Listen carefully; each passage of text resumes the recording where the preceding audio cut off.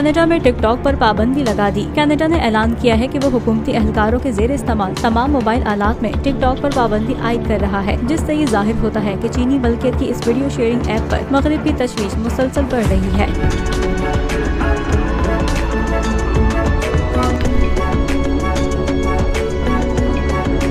वज़ीर-ए-आज़म Justin Trudeau का कहना है कि हुकूमत ने अपने तमाम वफाकी मुलाज़मीन को ये बताने के लिए अहम कदम उठाया है कि वो अपने काम से मुंसलिक सरकारी इलेक्ट्रॉनिक आलात पर टिकटॉक इस्तेमाल नहीं कर सकते। उनका मजीद कहना था कि कनाडा के कारोबारी और दीगर अफराद भी अपने डाटा की हिफाजत के लिए मुमकिना तौर पर इस इक़दाम की जानिब राग़िब होंगे। इससे कबल यूरोपीय यूनियन की इंतजामिया ने अपनी साइबर सिक्योरिटी के लिए अपने कारकुनों के जेर इस्तेमाल फोन पर टिकटॉक इस्तेमाल करने पर आर्जी पाबंदी लगाई है।